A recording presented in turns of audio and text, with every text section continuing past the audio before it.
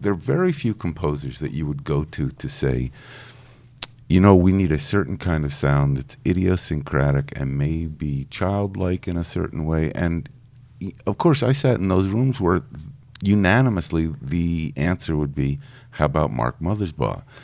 Did you ever feel that you were being either pigeonholed in an arena that said, you know, we need a very special sound, or did you relish that you were identified that way?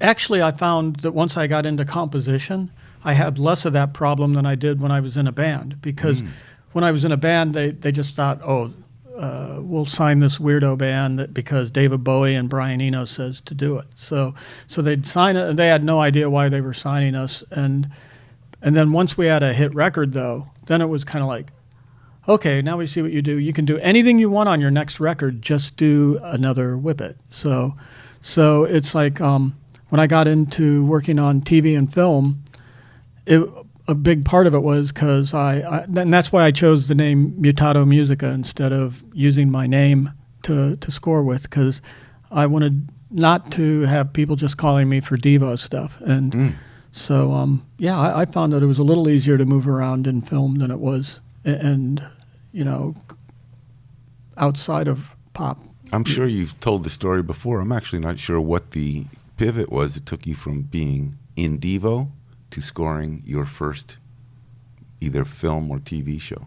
Was it Pee-wee? Was that the first? You get one of the 4 prizes. Oh, that's right. No, I'm looking at those prizes. Oh, okay. So, yeah, it was the Pee-wee show. I had done a little bit of scoring before that. I scored something called Human Highway that was a Neil Young movie. Devo was in it, and he was interested in electronics at the time, and he liked Devo, so we used music that I'd written for the score for that. And then,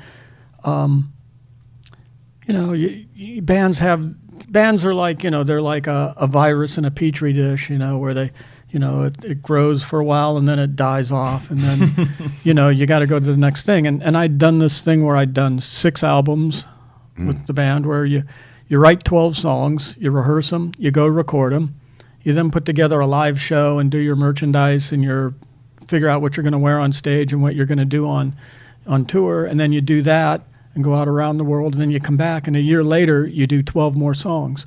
And so we did 6 albums, and then something happened where we didn't like being at Warner. It's not even worth going into the story because it's kind of boring. It's like a typical Spinal Tap story, no matter what you say. And so we left the label, and I had time, and my friend Paul Rubin said, well, you wouldn't score my movie because you were too busy, so would you score my TV show? And I was like, yeah, I'll try that. Of course, Pee-wee Herman, Paul Rubin. Yeah, Pee-wee Herman. Yeah. Were you living in L.A.? Yeah.